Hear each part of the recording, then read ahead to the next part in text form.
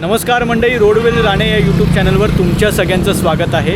या नवीन भागामध्ये आत्ता आपण आज काय कवर करणार आहोत तर नायकिनीचा सज्जा असेल, छत्रपती संभाजी महाराज दुसरे यांचं समाधी मंदिर असेल, त्यानंतर सोमाळे तलाव, जिजाबाईंची समाधी, रेडेमहल, धर्मकोटी, त्यानंतर सोमाळे मंदिरसुद्धा, आणि मग तिकडून अजून बऱ्याच गोष्टी आहेत.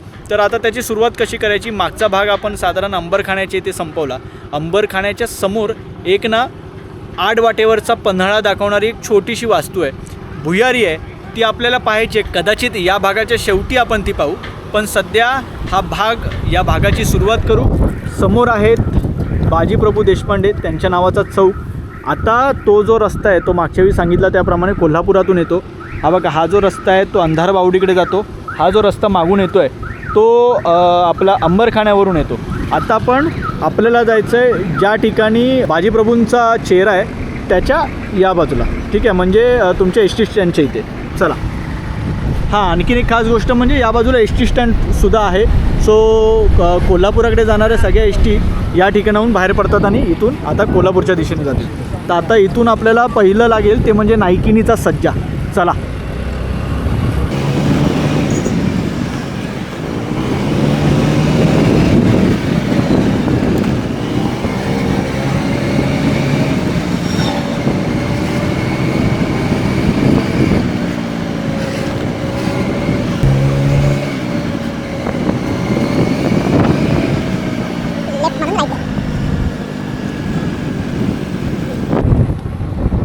हे बघा, उपविभागीय अधिकाऱ्यांचं कार्यालय आणि त्याच्या उजव्या बाजूला लगेच हा बघा, हा रस्ता जातो इथे. ही धर्मकोटी आहे. ही धर्मकोटी बघायला जाऊ. तत्पूर्वी आपण नायकिनीचा सज्जा बघायला जाऊ. चला.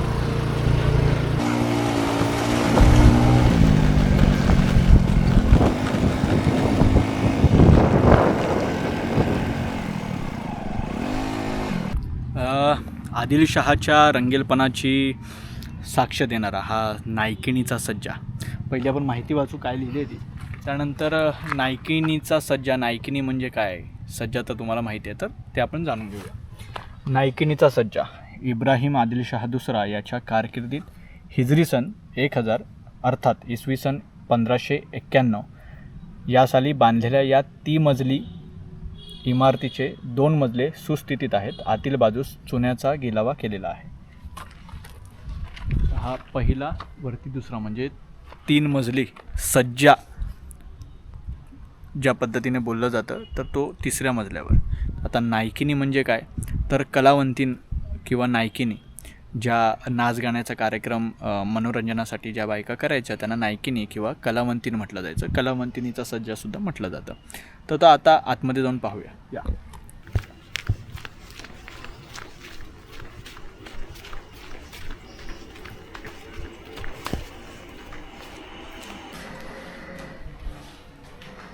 किती गोड बघा, पाणी वाहून येण्यासाठीची जागा आहे.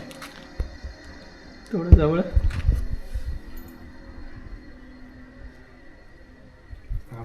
घाबरले. ठीक आहे, आपण त्यांना त्रास नको द्यायला. हे बघा, दिवा ठेवण्याची जागा, ठीक आहे, याही ठिकाणी, दोन्ही ठिकाणी, ठीक आहे. आता आपण वरच्या मजल्यावर जाऊया. एकंदर तुम्ही थोडी अशी वर नजर मारा, बांधकाम वगैरे बघा. या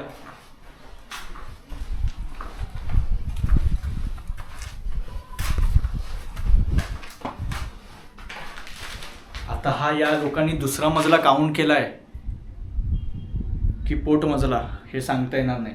मग त्या अर्थी मग वरची वास्तू आपल्याला 3रा मजला समजून घ्यावं लागेल.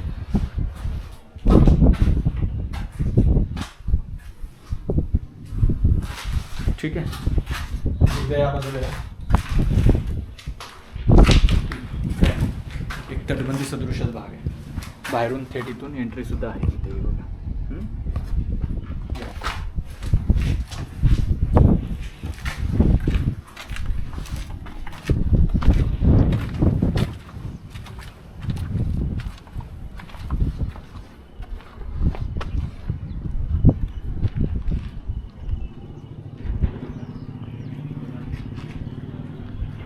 वर जाण्याचा मार्ग उद्ध्वस्त झाला आहे बहुतेक. या ठिकाणाहून आहे का काही. नाही ना, वर जाण्याचा मार्गच उद्ध्वस्त झाला आहे. आता कलावंतीन म्हणून सांगितलं तर इब्राहिम आदिलशाह दुसरा त्याच्या खाजगीतली त्याची लाडकी जी कलावंतीन होती तिचा बहुतेक या ठिकाणी मृत्यू झाला. तिच्यासाठी ती वास्तू त्यावेळी त्याने खास बांधून घेतली होती असं म्हटलं जातं.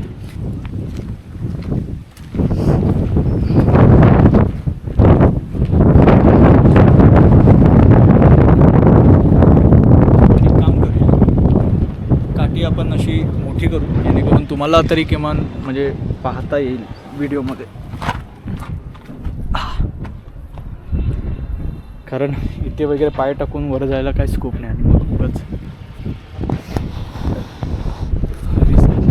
हा भाग.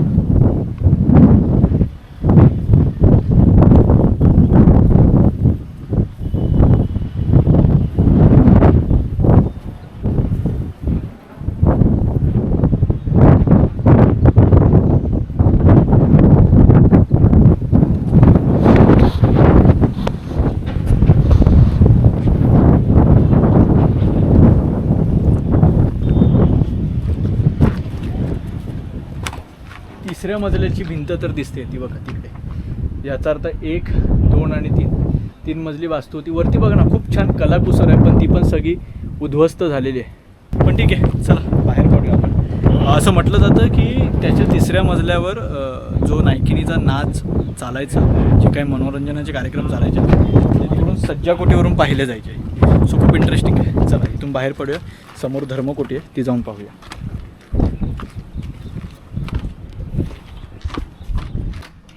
सज्जा, नायकिनीचा सज्जा पाहून झालेला आहे आणि आता आपण समोर चाललो आहोत. ती आहे धर्मकोटी अगदी समोर.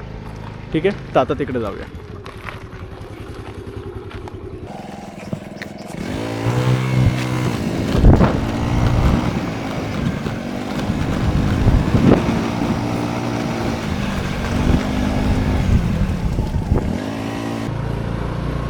ही धर्मकोठी.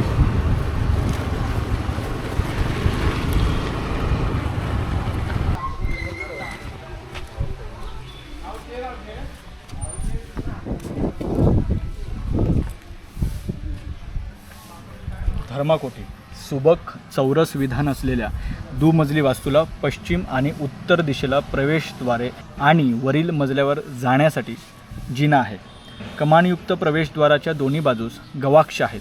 वास्तूचे छत तुळ्या आणि हस्तांनी तोलून धरले आहे. वरील मजल्यावर चुनेगच्ची खोली आहे.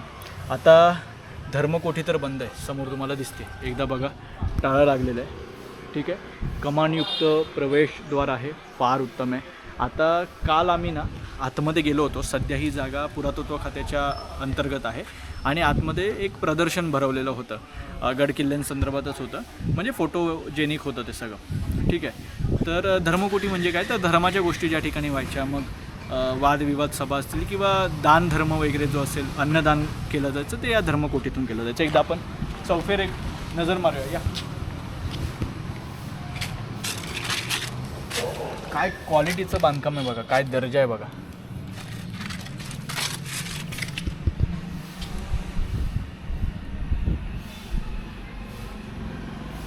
पाहिलं नाही, कलाकुसर बघा.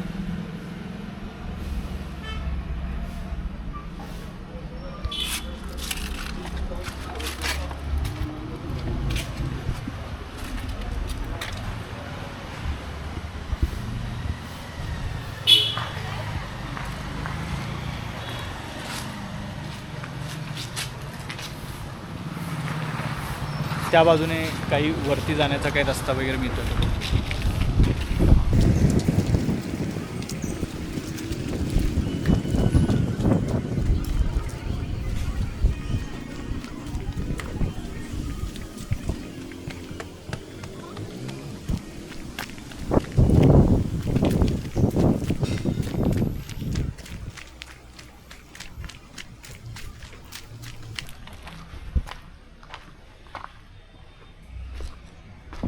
थोडंसं म्हणजे कसं ना, आपण काय करतो, अरे यार बंद आहे, चल निघूया.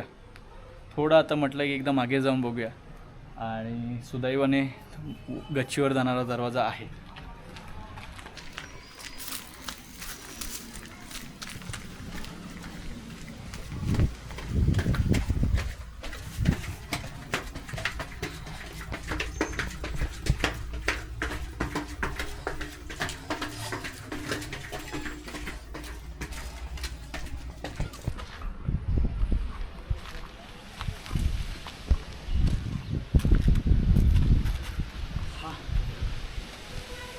चुने गच्ची प्रकार जो म्हणतात तो बहुतेक हा असावा, की चुन्याचा वरून म्हणजे पूर्ण दगडी हे आहे आणि चुना वगैरे लेपलेला आहे.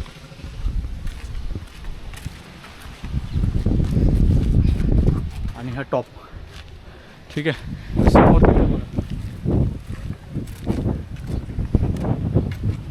नायकिनीच्या सज्जाचा हा भाग तरी दिसतोय. ठीक आहे.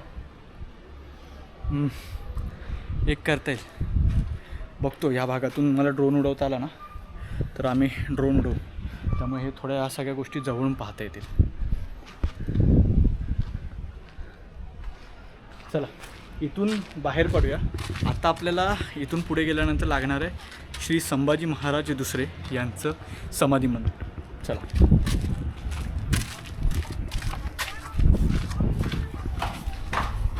धर्मकोटी पाहिली ती बघा समोर, त्याच रस्त्याने पुढे आलो लगेच लागतं हे श्री संभाजी महाराजांचं मंदिर, समाधी मंदिर. ठीक आहे, त्याची माहिती जाणून घेऊ.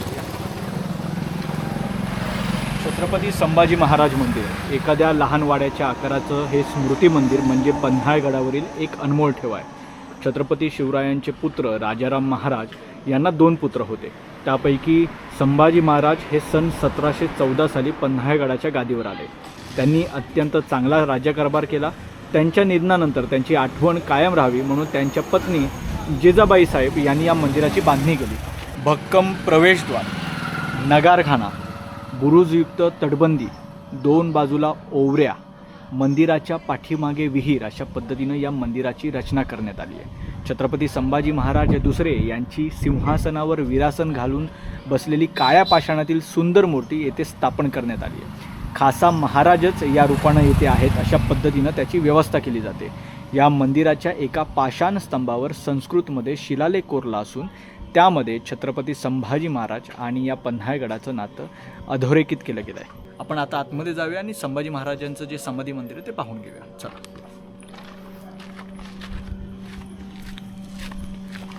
रोडवर चॅनल आहे. हो रोडवर का आता फक्त पन्हाळा नाही, आम्ही पावनखिंड विशाळगडचा इथून तिथे. ठीक आहे, शुभेच्छा.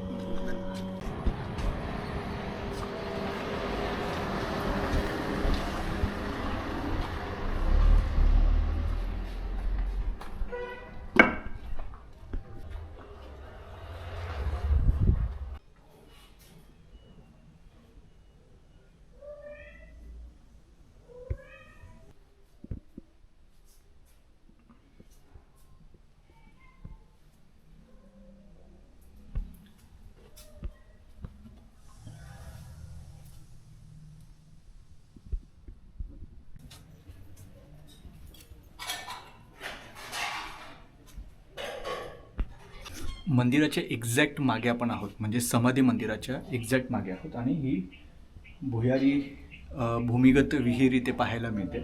आणि त्याचा आतला आकार ना षटकोनी आहे. पहिल्यांदाच पाहतोय की षटकोनी पद्धतीनं त्याचं बांधकाम केलेलं आहे. आणि मला वाटतं पाणी वापरात आहे, तळ दिसतोय अजूनसुद्धा. आणि पाईप्स वगैरे टाकलेले आहेत, त्याच्यामुळे स्थानिक वापरायचा आहे. ठीक आहे, चला बाहेर या. आणखीन एक समोर जे ओवरे आहेत त्या फक्त एकदा बघा. आणि मग आता या समाधी मंदिरातून आपण बाहेर पडूया.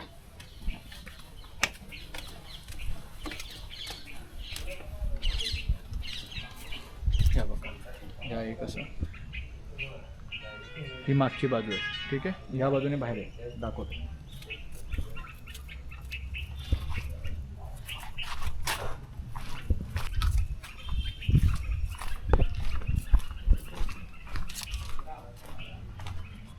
कळस वगैरे छान पहा. अजून पण छान पद्धतीने खरं तर याचं संवर्धन होऊ शकतं.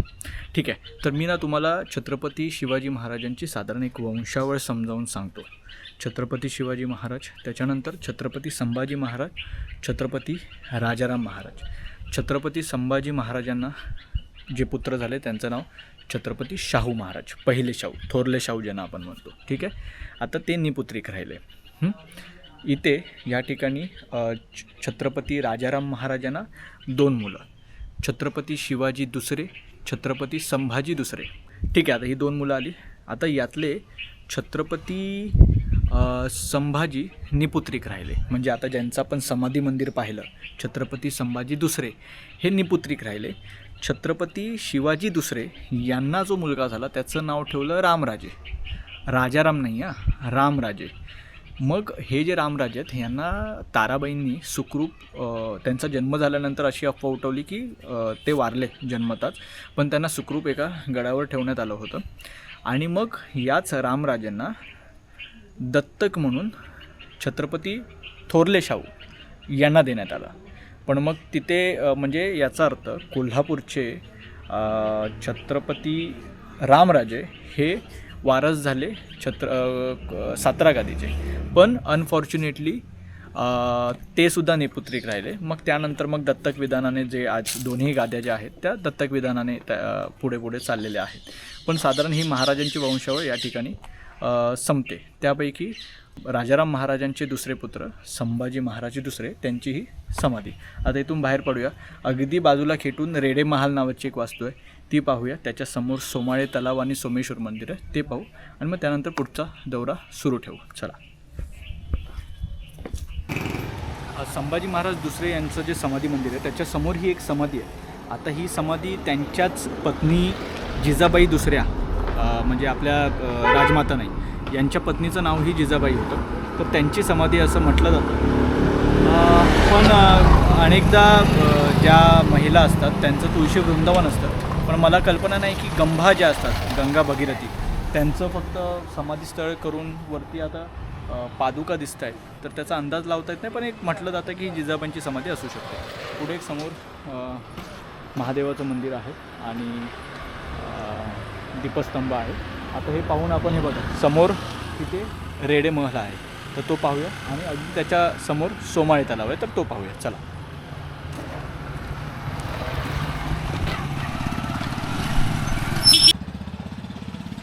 संभाजी महाराजांचं समाधी मंदिर पाहिलं. आता ही रेडे महाल जी वास्तू आहे ती पूर्णतः उद्ध्वस्त आहे.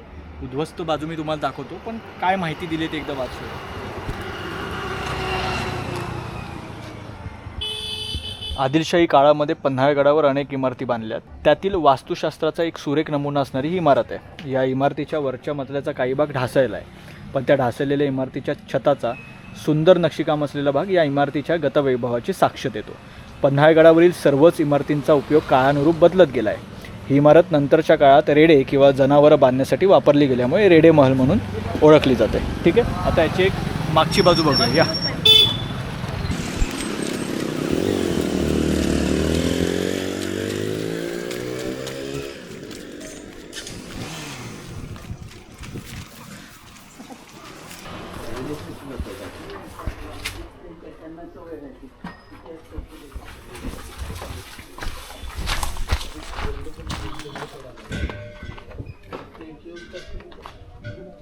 तिथे एक दरवाजा आहे, पण हे सगळंच जाण्यालायक दिसत नाही आहे.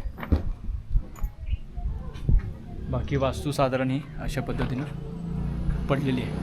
ठीक आहे.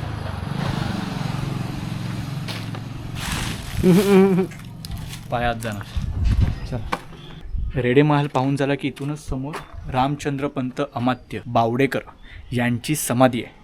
यांना हुकूमतपणा इतका मोठा किताब राजाराम महाराजांनी दिला होता. चला.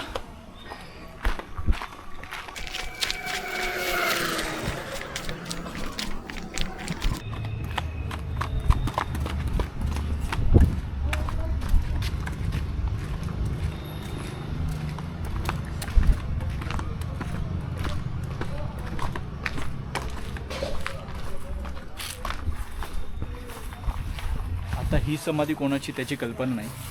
ही रामचंद्रपंत अमात्यांची समाधी आहे हे खात्रीलायक सांगता येईल. त्याचं कारण तिकडे जवळ गेल्यावर सांगतो. तत्पूर्वी जरा हे वाचूया. या.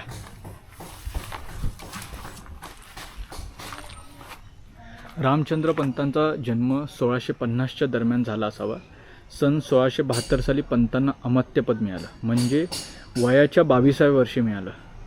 किती याचा अर्थ त्यांचं कर्तृत्व आपल्याला लक्षात येतं. ठीक आहे. शिवाजी महाराजांच्या राज्याभिषेक प्रसंगी रामचंद्रपंत अमात्य दधीपूर्ण ताम्र कलश घेऊन सन्मानपूर्वक उभे होते. छत्रपती शिवाजी महाराजांच्या निधनानंतर छत्रपती संभाजी महाराजांनी रामचंद्र पंतांना सुरनिशी म्हणजे सचिवपद दिलं, पंत सचिव. ठीक आहे, जे पुढे जाऊन पंत सचिवपद झालं ते. तर ती सुरनिशी त्यांना मिळाली. याचा अर्थ छत्रपती शिवाजी महाराजांसोबत काम केलं, मग छत्रपती संभाजी महाराजांसोबत काम केलं. आता छत्रपती राजाराम महाराजांचं बघूया काय उल्लेख येतोय का.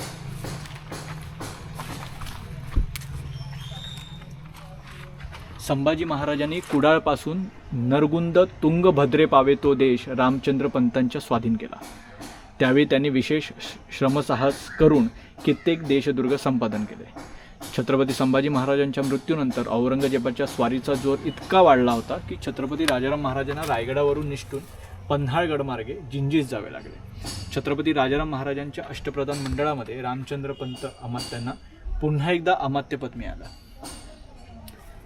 राजाराम महाराजांनी जिंजीस जाण्याच्या वेळी रामचंद्र पंतांना हुकूमत पनाह हा सर्वोच्च किताब दिला आणि संपूर्ण महाराष्ट्रातील कारभाराचे प्रमुख म्हणून नेमले. म्हणजे राजाराम महाराज जेव्हा जिंजीमधून सगळा राज्यकारभार पाहत होते तेव्हा रामचंद्र पंत अमात्य महाराष्ट्रातून कारभार पाहत. हुकूमत पनाह याचा अर्थ रामचंद्र पंतांच्या हुकुमांना प्रत्यक्ष छत्रपतींचा हुकूम समजावा असं त्याचा हुकूमत पनाहचा अर्थ होतो. त्यामुळे रामचंद्र पंत अमात्यांचं नाव इतिहासात अजरामर झालं. 1689 ते 1707 या कालावधीत त्यांच्या कामगिरीमुळे राजाराम महाराजांनी स्वराज्यातील गडकोट परत जिंकून घेण्याची आणि राज्य परत मिळवण्याची कामगिरी त्यांच्यावरच सोपवली. आणि अनेक मराठा सरदार वेगवेगळ्या कारणांमुळे मुघलांना सामील झालेले असताना रामचंद्र पंत अमात्यांनी पुन्हा राज्य उभं करण्यासाठी राजाराम महाराजांना सहकार्य केले. रामचंद्र पंत अमात्यांचं संघटन कौशल्य अप्रतिम होतं. अतिशय बिकट परिस्थितीत रामचंद्र पंतांनी सेनापती संताजी घोरपडे, धनाजी जाधव, शंकराजी नारायण सचिव केले ना, हे जे आता पंत सचिव म्हणून जे आता भोरचे पंत सचिव आपण म्हणतो, तर त्या घराण्याचे हे ज्यांनी त्याचं मूळ जे म्हणतात ते शंकराजी नारायण सचिव. त्यानंतर परशुराम त्रिंबक प्रतिनिधी यांच्यासारख्या कर्तृत्ववान सेनानींची मुत्सद्द्यांची मोड बांधून त्यांना औरंगजेबाच्या विरोधात उभं केलं. रामचंद्र पंत अमात्य हे केवळ श्रेष्ठ दर्जाचे प्रशासकच नव्हते तर एक उत्तम लढवय्या सेनानी होते. संताजी घोरपडे पंतांना लिहिलेल्या पत्रात म्हणतात की आमचा अभिमान सर्व गोष्टींचा स्वामीच आहे, म्हणजे रामचंद्र पंतांना आहे. पूर्वीपासूनही आम्हास गौरवले, पूर्वीपासून आमचा अंगीकार केला आणि आम्हाला बंधू म्हणून वागवले.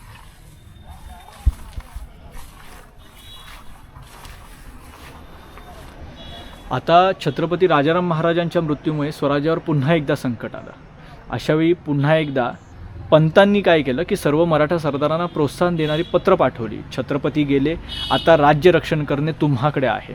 आणि रामचंद्र पंतांच्या योगदानाबद्दल शिवस्नुषा महाराणी, स्नुषा म्हणजे सुनबाई, ठीक आहे, महाराणी ताराबाई म्हणतात की कैलासवासी राजश्री रामचंद्र पंत यांनी आमच्या राज्यात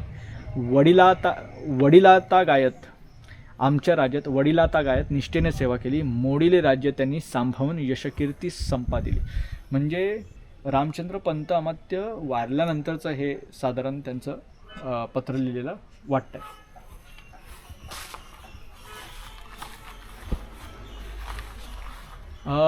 लष्करी कामगिरीसोबत रामचंद्र पंतांची दुसरी महत्त्वाची कामगिरी म्हणजे आज्ञापत्र. तुम्हाला कल्पना असेल की शिवरायांची जी आज्ञापत्र आहेत त्याला आपण रामचंद्र पंत अमात्यांनी लिहिलेले आज्ञापत्रसुद्धा म्हणतो, कारण त्यांच्याकडेच ती जबाबदारी होती, ज्यामध्ये छत्रपती शिवाजी महाराजांची राजनीती, प्रशासन, अर्थव्यवस्था, जमीन महसूल व्यवस्था, दुर्ग, आरमार आणि राज्याचं संरक्षण या अनेक गोष्टींचं विवेचन रामचंद्र पंतांनी ग्रंथात केलं आहे. आणि आजही 300 वर्षानंतर हा ग्रंथ आपल्याला महत्त्वपूर्ण वाटतो. आता छत्रपती शिवाजी महाराज झाले, छत्रपती संभाजी महाराज झाले, छत्रपती राजाराम महाराज झाले. त्यानंतर महाराणी ताराबाई पुत्र छत्रपती शिवाजी दुसरे आणि राजसबाई पुत्र छत्रपती संभाजी दुसरे अशा 5 छत्रपतींच्या नेतृत्वाखाली रामचंद्र पंत अमात्यांनी काम केलं. 5 छत्रपती रामचंद्र पंत अमात्यांनी एकट्यांनी पाहिले आणि त्यांचा मृत्यूकाळ उपलब्ध नसला तरी साधारण 1716 त्यांच्या नावाचे उल्लेख आढळतात. याचा अर्थ 1716 नंतर किंवा त्याच्या आसपास त्यांचा मृत्यू झाला असावा. तर अशा या रामचंद्र पंत अमात्यांची ही समाधी. या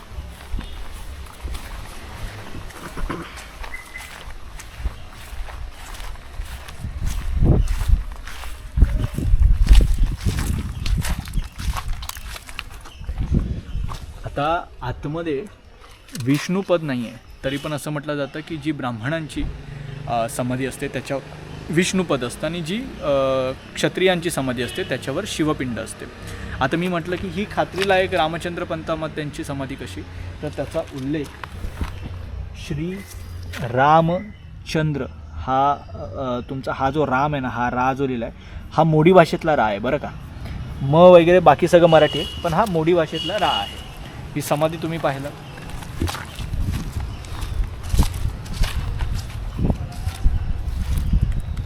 सेम श्री रामचंद्र निळकंठ. सो रामचंद्र पंत अमात्यांचं रामचंद्र निळकंठ हे पूर्ण नाव इथे दिलेलं आहे, श्री रामचंद्र निळकंठ. आलं लक्षात.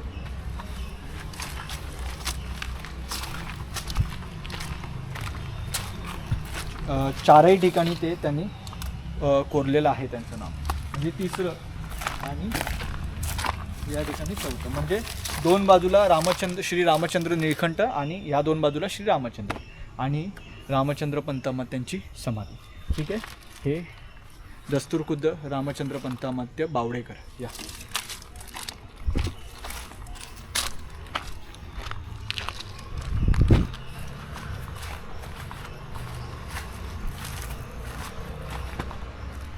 म्हणजे यांचं पूर्ण नाव काय झालं, रामचंद्र निळकंठ बावडेकर.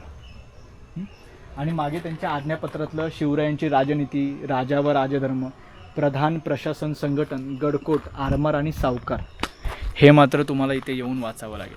त्यासाठी हे मी विस्तृतपणे वाचून दाखवणार नाही, त्यासाठी म्हणून खास करून तुम्ही पन्हाळ्यावर आला पाहिजे. चला आता इथून बाहेर पडूया. खरं तर हे बघा, एक काम करूया, चला इथून नाही, पहिलं काय गाडी घेऊन तिथून जाऊया की इथून चालत गेल्यावर ते मागचं मंदिर लागेल. ठीक आहे, पहिलं मंदिर पाहूया. या दाखवतो तुम्हाला.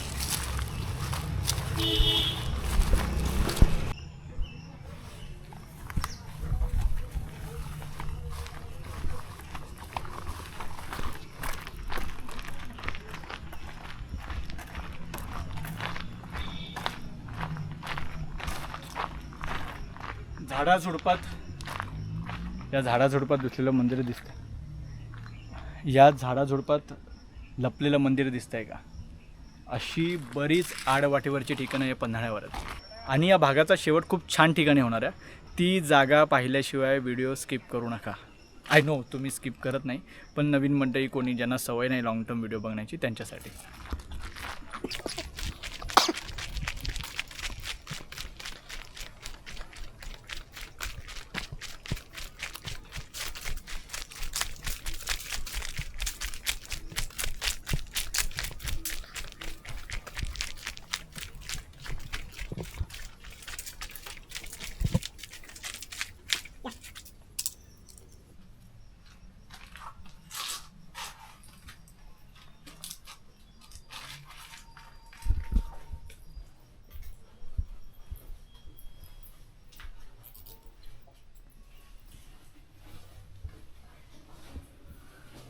कुठल्या तरी देवी आईचं मंदिर आहे, जर तुम्ही पाहू शकत असाल तर तिचा आशीर्वाद घेऊ.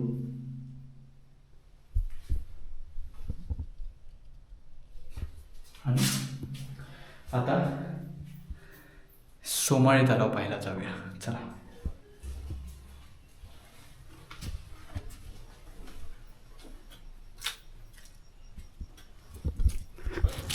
ही समाधी पाहिली, त्याच्या मागून आपण खाली उतरून ते मंदिर पाहिलं. तिकडून मागून रस्ता पण आहे तलावाकडे येण्याचा, पण हे बघा हा समोरच आता इथे तलाव आहे. ठीक आहे. बाकी इथे तहसीलदार कार्यालय वगैरे आहे पन्हाळ्याचं. आणि पुढे तिकडे एस टी स्टँड आहे, तो स्टँडसुद्धा दाखवतो. आणि कोल्हापूरवरून निघणाऱ्या ज्या एस टी आहेत, पन्हाळ्यावरून निघणाऱ्या कोल्हापूरला जाणाऱ्या ज्या एस टी आहेत त्याचा टाईम पण तुम्हाला सांगतो. आता काय करू, आम्ही थेट तिकडे जाऊ सोमेश्वर मंदिराकडे. ठीक आहे. आणि तो बघा घाट वगैरे आहे, काही प्रमाणात तुटलेला आहे, पण सध्या तिकडे जाऊया. चला चला.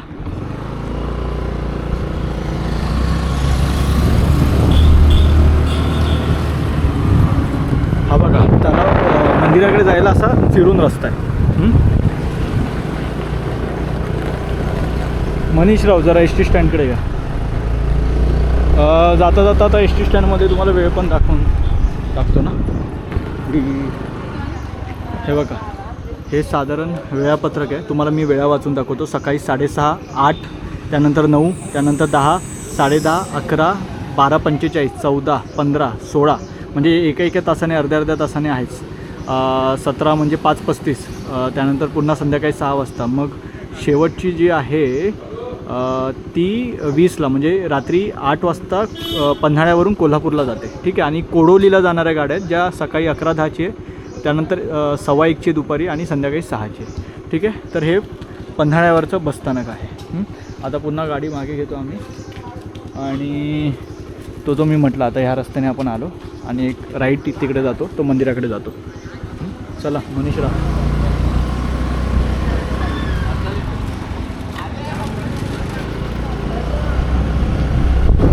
हा बघा, हा लगेच जो उजवा टर्न, उजवं वळण येतं ते घ्यायचं. म्हणजे आपण आता सोमाळे तलावाला प्रदक्षिणा जवळपास घालून आल्यासारखंच झालं. इथे हे बघा, इथून पण जाता येतं आणि पुढे पण एक आहे. ते बघा, पुढून आहे ना रे. हां, ते काय आहे ना पुढून. हां, चल गाडीच घेऊन चल.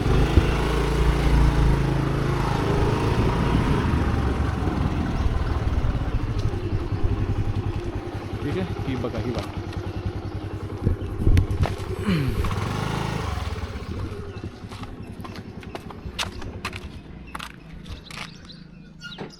हा सोमाळे तलाव आणि हे सोमेश्वर मंदिर. आणि सोमाळे तलावाबद्दल सांगायचं झालं तर सोमाळे तलाव हा पन्हाळ्याचा मध्यवर्ती तलाव आहे आणि आजही या ठिकाणचं पाणी मोठ्या प्रमाणात वापरलं जातं. आणि आता सोमेश्वर तलाव सोमेश्वर मंदिराबद्दल खास काय सांगायचं. साक्षात छत्रपती शिवाजी महाराजांनी येऊन या सोमेश्वराला 1,00,000 सोनचाफ्याची फुलं अर्पण केली होती. तर त्याच सोमेश्वराचं दर्शन घेऊया. आणि आणखीन एक गोष्ट आहे, छत्रपती शिवाजी महाराजांचं देहावसान श्रीमान रायगडावर झालं, बरोबर आहे. आणि तेव्हा छत्रपती संभाजी महाराज, तेव्हा राजपुत्र संभाजी हे पन्हाळ्यावर होते. त्यांनाही माहिती, कदाचित कोंडाजी फर्जंद त्यांच्याकडून कळाले की शिवरायांचं निधन झालेलं आहे. तर त्यावेळी पन्हाळ्यावर ज्या ठिकाणी छत्रपती संभाजी महाराजांनी शिवरायांचं सगळे मृत्यूनंतरचे जे काही विधी असतात तर ते सगळे याच घाटावर, हा जो घाट दिसतो आहे तुम्हाला, त्या घाटावर बसून त्यांनी हे सगळे विधी पूर्ण केलेले होते. त्याच्यामुळे या घाटाचं एक विलक्षण जे महत्त्व आहे ते यामुळे आहे. चला सोमेश्वराचं दर्शन घेऊया.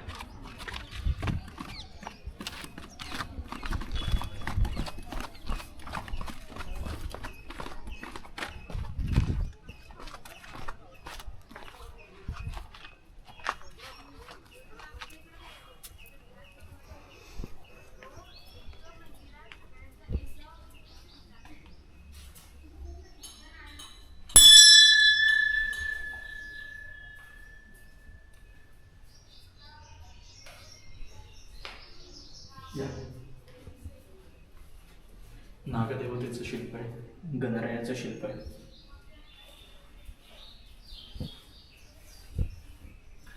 या ठिकाणी देवीचं शिल्प आहे, आपण महाकाली सुद्धा म्हणू शकतो.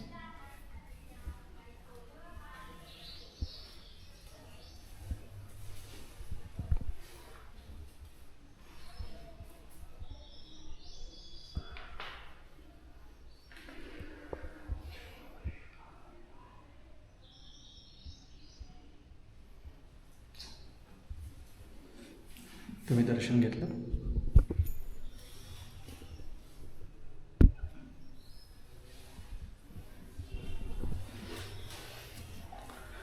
शिवपिंडीबद्दल आणखीन एक पाळायची गोष्ट म्हणजे शिवपिंडीतून जे पाणी वाहतं आणि ते ज्या दिशेनं बाहेर पडतं, तर त्यावेळी बऱ्याचदा काही लोक शिवपिंडीला प्रदक्षिणा घालतात. तर ती प्रदक्षिणा घालणं चुकीचं आहे, कारण त्या वाहून जाणाऱ्या पाण्याचा प्रभाव खूप जास्त असतो, त्याची एनर्जी खूप हाय असते आणि ती सामान्य माणसाला सहन करणे इतकी नसते. त्यामुळे ते पाणी ज्या ठिकाणाहून बाहेर पडतं त्या ठिकाणी गोमुख लावलेलं असतं. गायमुख, गोमुख काही म्हणता येईल तुम्हाला. तर ते का तर असं म्हटलं जातं की काही जर दृष्ट शक्ती त्यातून जर बाहेर पडत असतील तर त्या गोमुखातून बाहेर पडल्यानंतर ते सकारात्मक होऊन बाहेर पडतात. तर त्याच्यामुळे ती वाट कधी ओलांडायची नसते, ही नेहमी लक्षात ठेवा. शिवपिंडीला पूर्ण प्रदक्षिणा घालत नाहीत, अर्ध प्रदक्षिणा घालतात. आत्ता आपण ही बाजू सगळी आटपलेली आहे, सगळ्या गोष्टी आपण ह्या बाजूच्या पाहिल्यात. आता काय करू, फक्त एक अंबरखान्याच्या समोर एक भुयारी मार्ग आहे आणि आत खोल्या पण आहेत, तर ना ते राहिलं होतं पाहायचं. तर या भागातच ते आपण जाऊन पाहून घेऊया. ठीक आहे, इथून निघूया आता.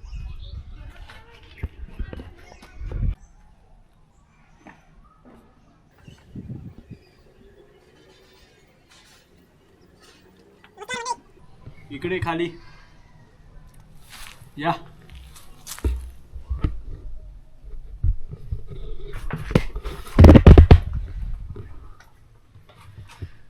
तर जमिनीच्या खाली होता आता आपण, आणि ही विलक्षण जागा ही पन्हाळगडावर आहे.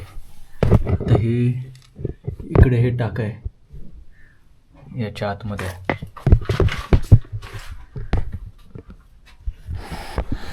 तो आता मनीष येईल बघा.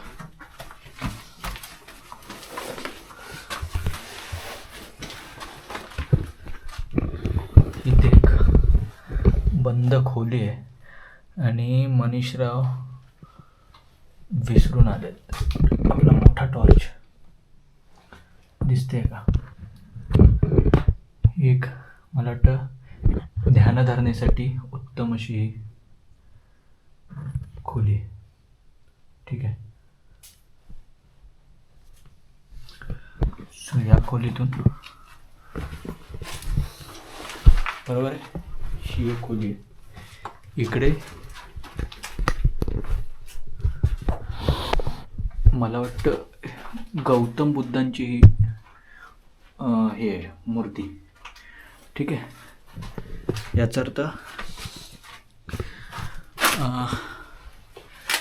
बौद्ध गुफा ही असू शकते. आणि हे बघा, ही इथून ही अशी सुद्धा इथे बाहेर पडते, किंवा इथून मग अशी आम्ही आलो. या पायऱ्या हे बघा, जातीकडून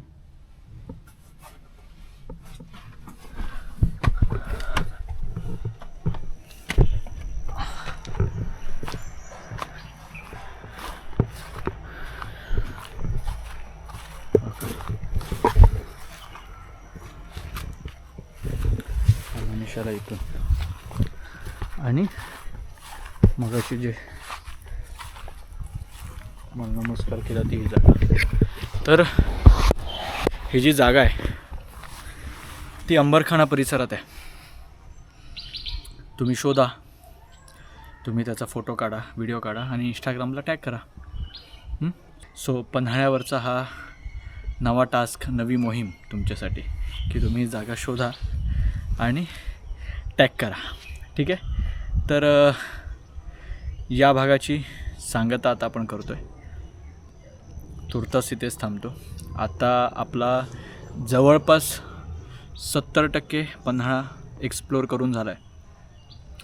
आता पुसाटी बुरुज, दुतोंडी बुरुज, दौलती बुरुज, राजदिंडी मार्ग, त्यानंतर खोकड तलाव, महार तलाव, काही बॅरेक्स आहेत, त्या सगळ्या गोष्टी पाहायच्यात. त्या व्यतिरिक्त ताराबाईंचा राजवाडा आणि साठमारी मैदान आहे एक, जिथे हत्तींचे खेळ खेळले जायचे. अर्थात ते आता थोडं उद्ध्वस्त अवस्थेत आहे, पण राजर्षी शाहू महाराजांच्या कारकिर्दीत 3 असे साठमारी मैदानं कोल्हापुरात तयार केली गेली आहेत. तर मग आता ते सगळं पाहायचं आहे. तर मग भेटूया पुढच्या भागात. तुर्तास तुमची रजा घेतो. जय हिंद, जय महाराष्ट्र, जय शिवशंभू. बाकी व्हिडिओ आवडला तर लाईक करा, शेअर करा, सबस्क्राईब करा. चला.